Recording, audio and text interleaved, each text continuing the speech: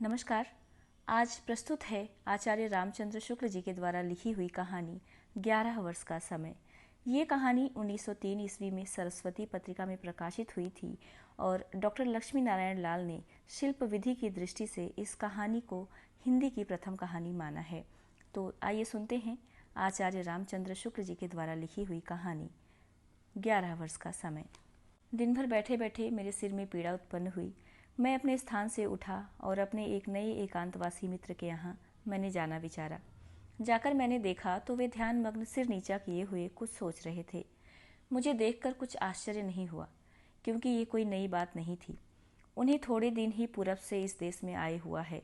नगर में उनसे मेरे सिवा और किसी से विशेष जान पहचान नहीं है, और न वो विशेषता किसी से मिलते जुलते ही हैं। केवल मुझसे मेरे भाग्य से वे मित्र भाव रखते हैं। उदास तो वे हर समय रहा करते हैं। कई बेर उनसे मैंने इस उदासीनता का कारण पूछा भी, किंतु मैंने देखा कि उसके प्रकट करने में उन्हें एक प्रकार का दुख सा होता है। इसी कारण मैं विशेष पूछताछ नहीं करता। मैंने पास जाकर कहा, मित्र, आज तुम बहुत उदास जान पड़ते हो। चलो थोड़ी दूर तक घूम आवें, चित्त बहल जाएगा। वे तुरंत खड़े हो गए और कहा, चलो मित्र, मेरा भी यही जी चाहता है। मैं तो तुम्हारे यहाँ जाने वाला था। हम दोनों उठे और नगर से पूर्व की ओर का मार्ग लिया। बाग के दोनों ओर की कृषि संपन्न भूमि की शोभा का अनुभव करते और हरियाली के विस्तृत राज्य का अवलोकन करते हम लोग चले। दिन का अधिकांश अभिशेष था। इससे चित्त की स्थिरता थी, पावस की जरावस्था थी। इससे ऊपर से भी किसी प्रकार के अत्याचार की संभावना न थी। प्रस्तुत ऋतु की प्रशंसा भी हम दोनों बीच बीच में करते जाते थे। आहा, ऋतुओं में उदारता का अभिमान यही कर सकता है। दीन कृषकों को अन्नदान और सूर्यातप्त पृथ्वी को वस्त्रदान देकर यश का भागी यही होता है। इसी तो कवियों की कौंसिल से राय बहादुर की उपाधि मिलनी चाहिए। यद्यपि पावस की युवावस्था का समय नहीं है, किंतु उसके यश की ध्वजा फहरा रही है। स्थान स्थान पर प्रसन्न सलिलपूर्ण ताल यद्यपि उसकी पूर्व उदारता का परिचय दे रहे हैं। एतादृश भावों की उलझन में पड़कर हम लोगों का ध्यान मार्ग की शुद्धता की ओर न रहा। हम लोग नगर से बहुत दूर निकल गए। देखा तो सनहे सनहे भूमि में परिवर्तन लक्षित होने लगा। अरुणता मिश्रित पहाड़ी, रेतीली भूमि, जंगली बेर मकोई की छोटी छोटी कंटक में झाड़ियां दृष्टि के अंतर्गत होने लगी। अब हम लोगों को जान पड़ा कि हम दक्षिण की ओर झुके जा रहे हैं। संध्या भी हो चली। दिवाकर की डूबती हुई किरणों की अरुण आभा झाड़ियों पर पड़ने लगी। इधर प्राची की ओर दृष्टि गई। देखा तो चंद्रदेव पहले ही सिंहासन रूढ़ होकर पहाड़ी के पीछे झांक रहे थे। अब हम लोग नहीं कह सकते कि किस स्थान पर हैं। एक पगडंडी के आश्रय अब तक हम लोग चल रहे थे, जिस पर उगी हुई घास इस बात की शपथ खा की साक्षी दे रही थी कि वर्षों से मनुष्यों के चरण इस ओर नहीं पड़े हैं। कुछ दूर चलकर यह मार्ग भी तृण सागर में लुप्त हो गया। इस समय क्या कर्तव्य है? चित्त इसी उत्तर की प्रतीक्षा में लगा।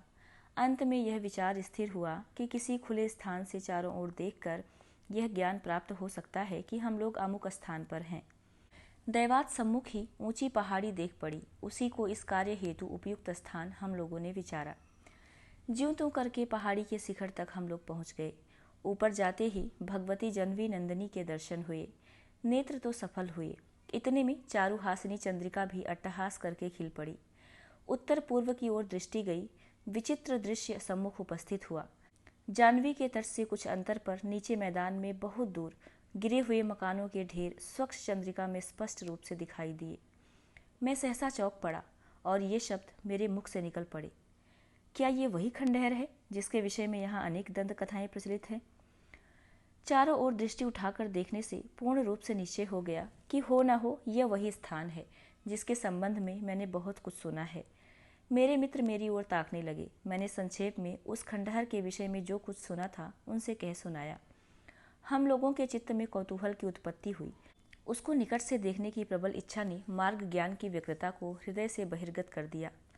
उत्तर की ओर उतरना बड़ा दुष्कर प्रतीत हुआ, क्योंकि जंगली वृक्षों और कंटक में झाड़ियों से पहाड़ी का वो भाग आच्छादित था। पूर्व की ओर से हम लोग सुगमता पूर्वक नीचे उतरे। यहाँ से खंडहर लगभग 1.5 मील प्रतीत होता था। हम लोगों ने पैरों को उसी ओर मोड़ा। मार्ग में घुटनों तक उगी हुई घास पग पग पर बाधा उपस्थित करने लगी, किंतु अधिक विलंब तक यह कष्ट हम लोगों को भोगना न पड़ा, क्योंकि आगे चलकर फूटे हुए खपड़ेलों की सिटकियां मिलने लगी। इधर उधर गिरी हुई दीवारें और मिट्टी के ढूंढ प्रत्यक्ष होने लगे। हम लोगों ने जाना कि अब यहीं से खंडहर का आरंभ है। दीवारों की मिट्टी से स्थान क्रमशः ऊंचा होता जाता था, जिस पर से होकर हम लोग निर्भय जा रहे थे। इस निर्भयता के लिए हम लोग चंद्रमा के प्रकाश के भी अनुग्रहित हैं। सम्मुख ही एक देव मंदिर पर दृष्टि जा पड़ी, जिसका कुछ भाग तो नष्ट हो गया था, किंतु शेष प्रस्तर विनिर्मित होने के कारण अब तक क्रूर काल के आक्रमण को सहन करता आया था। मंदिर का द्वार ज्यों का त्यों खड़ा था। किवाड़ सट गए थे। भीतर भगवान भवानीपति बैठे निर्जन कैलाश का आनंद ले रहे थे। द्वार पर उनका नंदी बैठा था। मैं तो प्रणाम करके वहां से हटा, किंतु देखा तो हमारे मित्र बड़े ध्यान से खड़े हो उस मंदिर की ओर देख रहे हैं और मन ही मन कुछ सोच रहे हैं। मैंने मार्ग में भी कई बेर लक्ष्य किया था कि वे कभी कभी ठिठक जाते हैं और किसी वस्तु की ओर बड़ी स्थिर दृष्टि से देखने लगते। मैं खड़ा हो गया और पुकार कर मैंने कहा, कहो मित्र, क्या है, क्या देख रहे हो? मेरी बोली सुनते ही वे झट मेरे पास दौड़ आए और कहा, कुछ नहीं, यूं ही मंदिर देखने लग गया था। मैंने फिर तो कुछ न पूछा, किंतु अपने मित्र की मुख की ओर देखता जाता था, जिस पर कि विस्मय युक्त एक अद्भुत भाव लक्षित होता था। इस समय खंडहर के मध्य भाग में हम लोग खड़े थे। मेरा हृदय इस स्थान को इस अवस्था में देख विदीर्ण होने लगा। प्रत्येक वस्तु से उदासी बरस रही थी। इस संसार की अनित्यता की सूचना मिल रही थी। इस करुण उत्पादक दृश्य का प्रभाव मेरे हृदय पर किस सीमा तक हुआ, शब्दों द्वारा अनुभव करना असंभव है। कहीं सड़े हुए किवाड़ भूमि पर पड़े प्रचंड काल को साष्टांग दंडवत कर रहे हैं। जिन घरों में किसी अपरिचित की परछाई पड़ने से कुल की मर्यादा भंग होती थी, वे भीतर से बाहर तक खुले पड़े हैं। रंग बिरंगी चूड़ियों के टुकड़े इधर उधर पड़े काल की महिमा गा रहे हैं। मैंने इनमें से एक को हाथ में उठाया। उठाते ही यह प्रश्न उपस्थित हुआ कि वे कोमल हाथ कहाँ हैं जो इन्हें धारण करते थे। हाँ, यही स्थान किसी समय नर नारियों के आमोद प्रमोद से पूर्ण रहा होगा और बालकों के कल्लोल की ध्वनि चारों ओर से आती रही होगी। वही आज कराल काल के कठोर दांतों के तले पिसकर चकनाचूर हो गया है। तृणों से आच्छादित गिरी हुई दीवारें, मिट्टी और ईंटों के ढूह, टूटे फूटे चौखटे और किवाड़ इधर उधर पड़े एक स्वर में मानो पुकार रहे थे, दिनन को फेर होत, मेरु होत माटी को। प्रत्येक पार्श्व से मानो यही ध्वनि आ रही थी। मेरे हृदय में करुणा का एक समुद्र उमड़ा, जिसमें मेरे विचार सब मग्न होने लगे। मैं एक स्वच्छ शिला पर, जिसका कुछ भाग तो पृथ्वी तल में धंसा था और शेषांश बाहर था, बैठ गया। मेरे मित्र भी आकर मेरे पास बैठे। मैं तो बैठे बैठे कालचक्र की गति पर विचार करने लगा। मेरे मित्र भी किसी विचार में ही डूबे थे, किंतु मैं नहीं कह सकता कि वो क्या था। ये सुंदर स्थान इस शोचनीय और पतित दशा को क्यों कर प्राप्त हुआ? मेरे चित्त में तो यही प्रश्न बार बार उठने लगा, किंतु उसका संतोषदायक उत्तर प्रदान करने वाला वहाँ कौन था? अनुमान ने यथासाध्य प्रयत्न किया, परंतु कुछ फल न हुआ। माथा घूमने लगा। न जाने कितने और किस किस प्रकार के विचार मेरे मस्तिष्क से होकर दौड़ गए। हम लोग अधिक विलंब तक इस अवस्था में न रहने पाए। ये क्या मधुसूदन, ये कौन सा दृश्य है? जो कुछ देखा उससे अवाक रह गया। कुछ दूर पर एक श्वेत वस्तु इसी खंडहर की ओर आती देख पड़ी। मुझे रोमांच हो आया, शरीर कांपने लगा। मैंने अपने मित्र को उस ओर आकर्षित किया और उंगली उठा के दिखाया, परंतु कहीं कुछ न देख पड़ा। मैं स्थापित मूर्ति की भांति बैठा रहा। पुनः वही दृश्य। अब की बार ज्योत्सना लोक में स्पष्ट रूप से हम लोगों ने देखा कि एक श्वेत परिच्छद धारिणी स्त्री एक जल पात्र लिए खंडहर के एक पार्श्व से होकर दूसरी ओर वेग से निकल गई और उन्हीं खंडहरों के बीच फिर ना जाने कहाँ अंतर्धान हो गई। इस अदृष्ट पूर्व व्यापार को देख मेरे मस्तिष्क में पसीना आ गया और कई प्रकार के भ्रम उत्पन्न होने लगे। विधाता, तेरी सृष्टि में न जाने कितनी अद्भुत अद्भुत वस्तु मनुष्य की सूक्ष्म विचार दृष्टि से वंचित पड़ी है। यद्यपि मैंने इस स्थान विशेष के संबंध में अनेक भयानक वार्ताएं सुन रखी थी, किंतु मेरे हृदय पर भय का विशेष संचार न हुआ। हम लोगों को प्रेतों पर भी इतना दृढ़ विश्वास न था, नहीं तो हम दोनों का एक क्षण भी उस स्थान पर ठहरना दुष्कर हो जाता। रात्रि भी अधिक व्यतीत होती जाती थी। हम दोनों को अब यह चिंता हुई कि यह स्त्री कौन है, इसका उचित परिशोध अवश्य लगाना चाहिए। हम दोनों अपने स्थान से उठे और जिस ओर वह स्त्री जाती हुई देख पड़ी थी उसी ओर चले। अपने चारों ओर प्रत्येक स्थान को भली प्रकार देखते हम लोग गिरे हुए मकानों के भीतर जा जाके श्रृंगालों के स्वच्छंद विहार में बाधा डालने लगे। अभी तक तो कुछ ज्ञात न हुआ। यह बात तो हम लोगों के मन में निश्चय हो गई थी कि हो न हो वह स्त्री खंडहर के किसी गुप्त भाग में गई है। गिरी हुई दीवारों की मिट्टी और ईंटों के ढेर से इस समय हम लोग परिवृत्त थे। बाह्य जगत की कोई वस्तु दृष्टि के अंतर्गत न थी। हम लोगों को जान पड़ता था कि किसी दूसरे संसार में खड़े हैं। वास्तव में खंडहर के एक भयानक भाग में इस समय हम लोग खड़े थे। सामने एक बड़ी ईंटों की दीवार देख पड़ी जो औरों की अपेक्षा अच्छी दशा में थी। उसमें एक खुला हुआ द्वार था। इसी द्वार से हम दोनों ने इसमें प्रवेश किया था। भीतर एक विस्तृत आंगन था जिसमें बेर और बबूल के पेड़ स्वच्छंदता पूर्वक खड़े उस स्थान को मनुष्य जाति संबंध से मुक्त सूचित करते थे। इसमें पैर धरते ही मेरे मित्र की दशा कुछ और हो गई और वे चट बोल उठे। मित्र, मुझे ऐसा जान पड़ता है कि जैसे मैंने इस स्थान को और कभी देखा हो। यही नहीं कह सकता कब। प्रत्येक वस्तु यहाँ की पूर्व परिचित सी जान पड़ती है। मैं अपने मित्र की ओर ताकने लगा। उन्होंने आगे कुछ और न कहा। मेरा चित्त इस स्थान के अनुसंधान करने को मुझे बाध्य करने लगा। इधर उधर देखा तो एक और मिट्टी पड़ते पड़ते दीवार की ऊंचाई के अर्ध भाग तक पहुंच गई थी। इस पर से होकर हम दोनों दीवार पर चढ़ गए। दीवार के नीचे दूसरे किनारे में चतुर्दिक वेष्टित एक कोठरी दिखाई दी। मैं इसमें उतरने का यत्न करने लगा। बड़ी सावधानी से एक उभड़ी हुई ईंट पर पैर रखकर हम दोनों नीचे उतर गए। ये कोठरी ऊपर से बिल्कुल खुली थी, इसलिए चंद्रमा का प्रकाश इसमें बेरोक टोक आ रहा था। कोठरी के दाहिनी ओर एक द्वार दिखाई दिया जिसमें एक जीर्ण किवाड़ लगा हुआ था। हम लोगों ने निकट जाकर किवाड़ को पीछे की ओर धीरे से ढकेला तो जान पड़ा कि वे भीतर से बंद हैं। मेरे तो पैर कांपने लगे। पुनः साहस को धारण कर हम लोगों ने किवाड़ के छोटे छोटे रंध्रों से झांका तो एक प्रशस्त कोठरी देख पड़ी।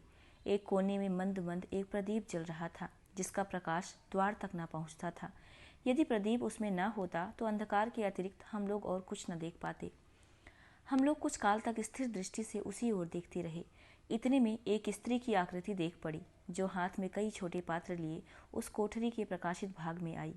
अब तो किसी प्रकार का संदेह न रहा।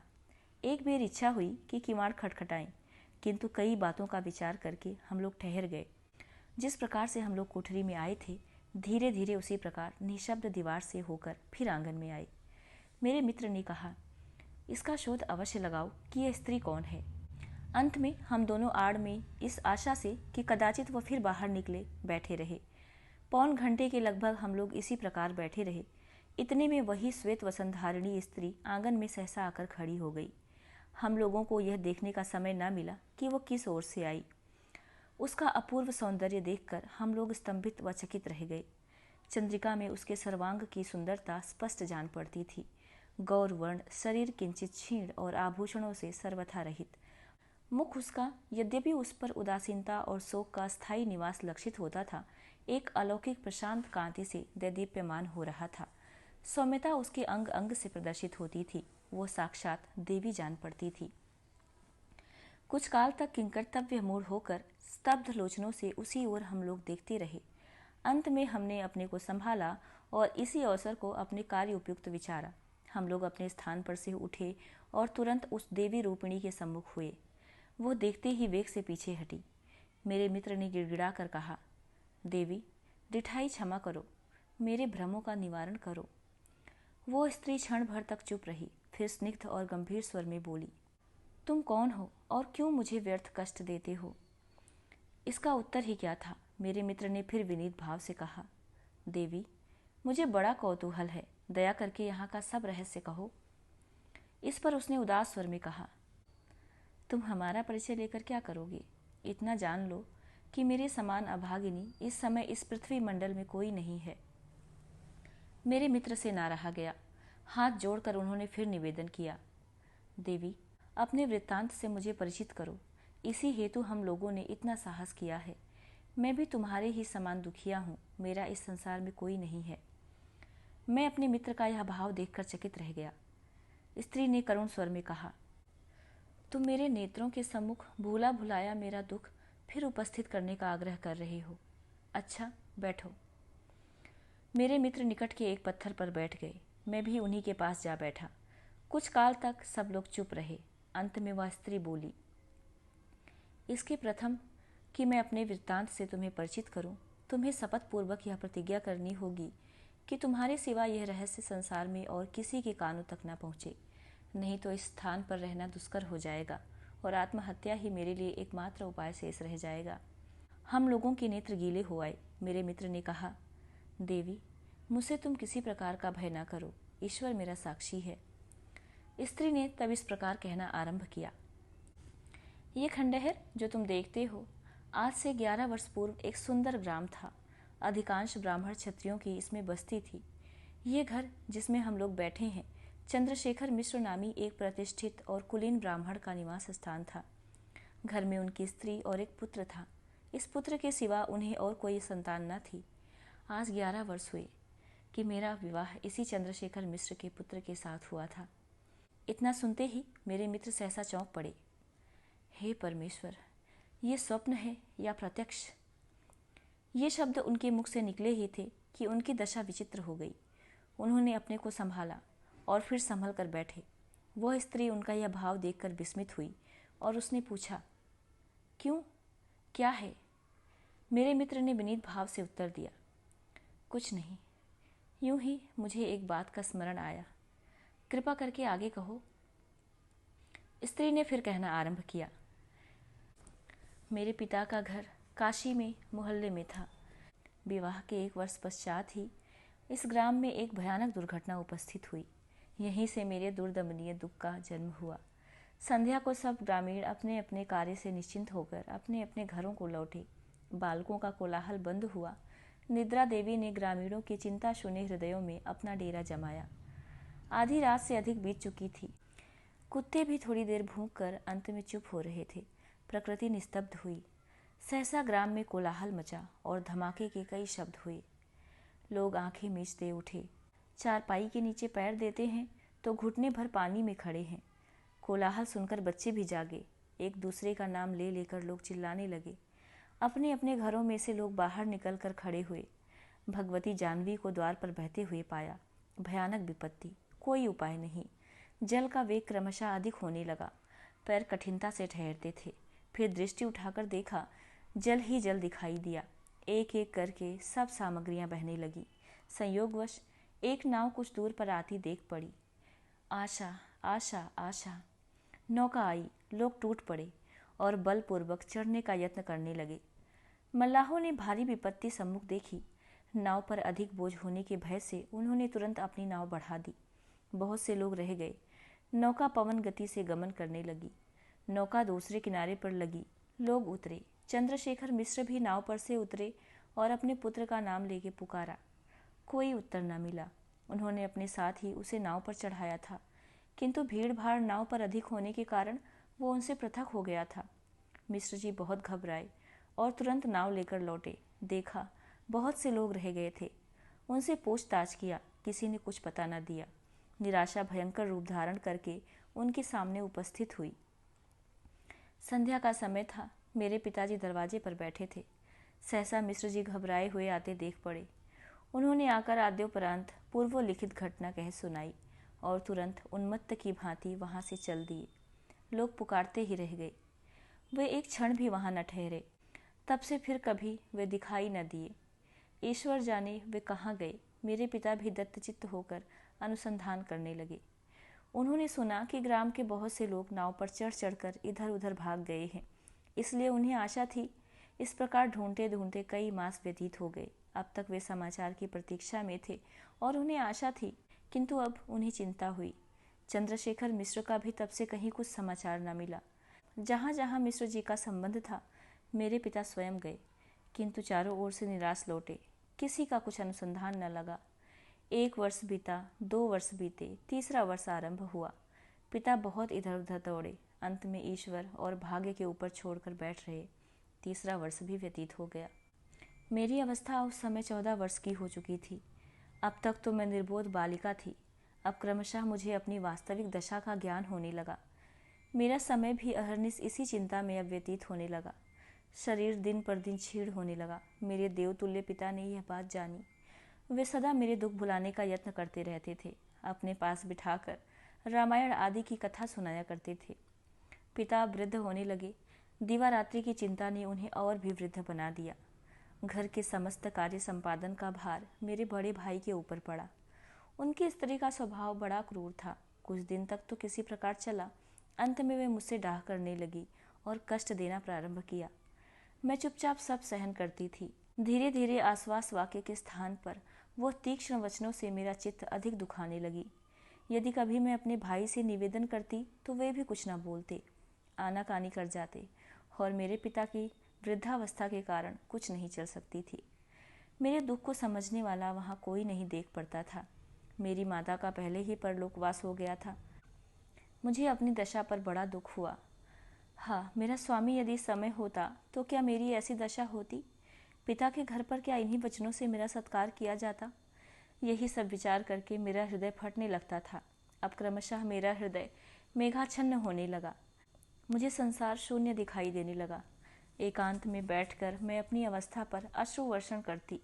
उसमें भी यह भय लगा रहता कि कहीं भौजाई न पहुंच जाए। एक दिन उसने मुझे इसी अवस्था में पाया तो तुरंत व्यंग्य वचनों द्वारा आश्वासन देने लगी।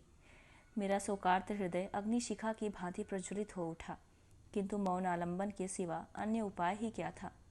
दिन दिन मुझे ये दुख असहाय होने लगा। एक रात्रि को मैं उठी, किसी से कुछ न कहा और सूर्योदय के प्रथम ही अपने पिता का गृह मैंने परित्याग किया। मैं अब यह नहीं कह सकती कि उस समय मेरा क्या विचार था। मुझे एक बेर अपने पति के स्थान को देखने की लालसा हुई। दुख और शोक से मेरी दशा उन्मत्त की सी हो गई थी। संसार में मैंने दृष्टि उठा के देखा तो मुझे और कुछ न दिखाई दिया, केवल चारों ओर दुख।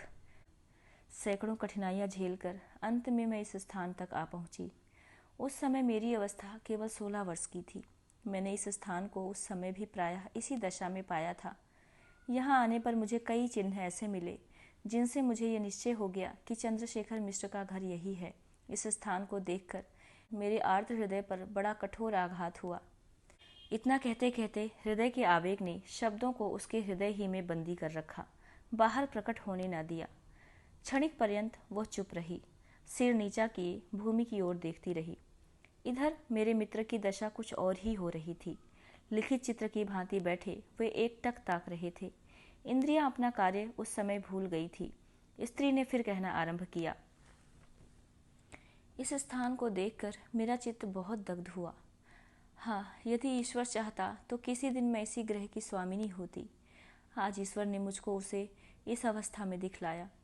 उसके आगे किसका वश है? अनुसंधान करने पर मुझे 2 कोठरियां मिली जो सर्व प्रकार से रक्षित और मनुष्य की दृष्टि से दुर्भेद्य थी। लगभग चारों ओर मिट्टी पड़ जाने के कारण किसी को उनकी स्थिति का संदेह नहीं हो सकता था। मुझे बहुत सी सामग्रियां भी इनमें प्राप्त हुई जो मेरी तुच्छ आवश्यकता के अनुसार बहुत थी। मुझे यह निर्जन स्थान अपने पिता के कष्टागार से प्रियतम प्रतीत हुआ। यही मेरे पति के बाल्यावस्था के दिन व्यतीत हुए थे। यही स्थान मुझे प्रिय है। यही मैं अपने दुखमय जीवन का शेष भाग उसी करुणालय जगदीश्वर की, जिसने मुझे इस अवस्था में डाला, आराधना में बिताऊंगी। यही विचार मैंने स्थिर किया। ईश्वर को मैंने धन्यवाद दिया जिसने ऐसा उपयुक्त स्थान मेरे लिए ढूंढ कर निकाला। कदाचित तुम पूछोगे कि इस अभागिनी ने अपने लिए इस प्रकार का जीवन उपयुक्त क्यों विचारा, तो इसका उत्तर है कि यह दुष्ट संसार भांति भांति की वासनाओं से पूर्ण है जो मनुष्य को उसके सत्य पथ से विचलित कर देती है। दुख, दुष्ट और कुमार्गी लोगों के अत्याचार से बचा रहना भी कठिन कार्य है। इतना कहके वह स्त्री ठहर गई। मेरे मित्र की ओर उसने देखा। वे कुछ मिनट तक काष्ठ पुतलिका की भांति बैठे रहे। अंत में एक लंबी ठंडी सांस भर के उन्होंने कहा, ईश्वर, ये स्वप्न है या प्रत्यक्ष? स्त्री उनका यह भाव देख देख कर विस्मित हो रही थी। उसने पूछा, क्यों, कैसा चित्त है? मेरे मित्र ने अपने को संभाला और उत्तर दिया, तुम्हारी कथा का प्रभाव मेरे चित्त पर बहुत हुआ है, कृपा करके आगे कहो। स्त्री ने कहा, मुझे अब कुछ कहना शेष नहीं। आज 5 वर्ष मुझे इस स्थान पर आए हुए संसार में किसी मनुष्य को आज तक यह प्रकट नहीं हुआ। यहाँ प्रेतों के भय से कोई पदार्पण नहीं करता। इससे मुझे अपने को गोपन रखने में विशेष कठिनता नहीं पड़ती। संयोगवश रात्रि में किसी की दृष्टि यदि मुझ पर पड़ी भी तो चुड़ैल के भ्रम से मेरे निकट तक आने का किसी को साहस न हुआ। यह आज प्रथम ऐसा संयोग उपस्थित हुआ है। तुम्हारे साहस को मैं सराहती हूँ और प्रार्थना करती हूँ कि तुम अपने शपथ पर दृढ़ रहोगे। मैं संसार में अब मैं प्रकट होना नहीं चाहती। प्रकट होने से मेरी बड़ी दुर्दशा होगी। मैं यहीं अपने पति के स्थान पर अपना शेष जीवन जीना चाहती हूँ। इस संसार में अब मैं बहुत दिन न रहूँगी। मैंने देखा मेरे मित्र का चित्त भीतर ही भीतर आकुल और संतप्त हो रहा था। हृदय का वेग रोककर उन्होंने प्रश्न किया, क्यों, तुम्हें अपने पति का कुछ स्मरण है? स्त्री के नेत्रों से अनर्गल वाली धारा प्रवाहित हुई। बड़ी कठिनता पूर्वक उसने उत्तर दिया, मैं उस समय बालिका थी। विवाह के समय मैंने उन्हें देखा था। वह मूर्ति यद्यपि मेरे हृदय मंदिर में विद्यमान है, प्रचंड काल भी उसको वहां से हटाने में असमर्थ है। मेरे मित्र ने कहा, देवी, तुमने बहुत कुछ रहस्य प्रकट किया। जो कुछ शेष है उसका वर्णन कर मैं इस कथा की पूर्ति करता हूँ। स्त्री विस्मयोत्फुल्ल लोचनों से मेरे मित्र की ओर निहारने लगी। मैं भी आश्चर्य से उन्हीं की ओर देखने लगा। उन्होंने कहना आरंभ किया, इस आख्यायिका में यही ज्ञात होना शेष है कि चंद्रशेखर मिश्र के पुत्र की क्या दशा हुई। चंद्रशेखर मिश्र और उनकी पत्नी क्या हुई, सुनो। नाव पर मिश्र जी ने अपने पुत्र को अपने साथ ही बिठाया। नाव पर भीड़ अधिक हो जाने के कारण वो उनसे पृथक हो गया। उन्होंने समझा कि वो नाव ही पर है, कोई चिंता नहीं। इधर मनुष्यों की धक्का मुक्की से वो लड़का नाव पर से नीचे जा रहा। ठीक उसी समय मल्लाह ने नाव खोल दी। उसने कई बेर अपने पिता को पुकारा, किंतु लोगों के कोलाहल में उन्हें कुछ सुनाई न दिया। नाव चली गई। बालक वहीं खड़ा रह गया और लोग किसी प्रकार अपना अपना प्राण लेके इधर उधर भागे। नीचे भयानक जल प्रवाह, ऊपर अनंत आकाश। लड़के ने एक छप्पर को बहते हुए अपनी ओर आते देखा। तुरंत वह उसी पर बैठ गया।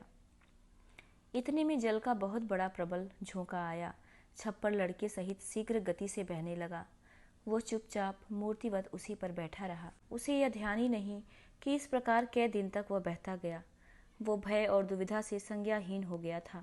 संयोगवश एक व्यापारी की नाव, जिस पर रुई लदी थी, पूरब की ओर जा रही थी। नौका का स्वामी भी बजरे ही पर था। उसकी दृष्टि उस लड़के पर पड़ी। वो उसे नाव पर ले गया। लड़के की अवस्था उस समय मृतप्राय थी। अनेक यत्न के उपरांत वह होश में लाया गया। उस सज्जन ने लड़के की नाव पर बड़ी सेवा की। नौका बराबर चलती रही, बीच में कहीं न रुकी। कई दिनों के उपरांत कलकत्ते पहुंची। वो बंगाली सज्जन उस लड़के को अपने घर पर ले गया और उसे अपने परिवार में सम्मिलित किया। बालक ने अपने माता पिता के देखने की इच्छा प्रकट की। उसने उसे बहुत समझाया और शीघ्र अनुसंधान करने का वचन दिया। लड़का चुप हो रहा। इसी प्रकार कई मास व्यतीत हो गए। क्रमशः वह अपने पास के लोगों में हिल मिल गया। बंगाली महाशय के एक पुत्र था। दोनों में भ्रातृ स्नेह स्थापित हो गया। वो सज्जन उस लड़के के भावी हित की चेष्टा में तत्पर हुआ। ईस्ट इंडिया कंपनी के स्थापित किए हुए एक अंग्रेजी स्कूल में अपने पुत्र के साथ साथ उसे भी वह शिक्षा देने लगा। क्रमशः उसे अपने घर का ध्यान कम होने लगा। वह दत्तचित्त होकर शिक्षा में अपना सारा समय देने लगा। इसी बीच कई वर्ष व्यतीत हो गए। उसके चित्त में अब अन्य प्रकार के विचारों ने निवास किया। अब पूर्व परिचित लोगों के ध्यान के लिए उसके मन में कम स्थान शेष रहा। मनुष्य का स्वभाव ही इस प्रकार का है। 9 वर्ष का समय निकल गया। इसी बीच एक बड़ी चित्ताकर्षक घटना उपस्थित हुई। बंगदेशी सज्जन के उस पुत्र का विवाह हुआ। चंद्रशेखर का पुत्र भी उस समय वहां उपस्थित था। उसने सब देखा। दीर्घ काल की निद्रा भंग हुई। सहसा उसे ध्यान हो आया, मेरा भी विवाह हुआ है, अवश्य हुआ है। उसे अपने विवाह का बारंबार ध्यान आने लगा। अपनी पाणिग्रहिता भार्या का भी उसे स्मरण हुआ। स्वदेश में लौटने को उसका चित्त आकुल होने लगा। रात्रि दिन इसी चिंता में व्यतीत होने लगे। हमारे कतिपय पाठक हम पर दोषारोपण करेंगे कि है न कभी साक्षात हुआ, न वार्तालाप हुआ, न लंबी लंबी कोर्टशिप हुई, ये प्रेम कैसा। महाशय, रुष्ट न होजिए। यह अदृश्य प्रेम का धर्म और कर्तव्य से घनिष्ठ संबंध है। इसकी उत्पत्ति केवल सदाशय और निस्वार्थ हृदय में ही हो सकती है।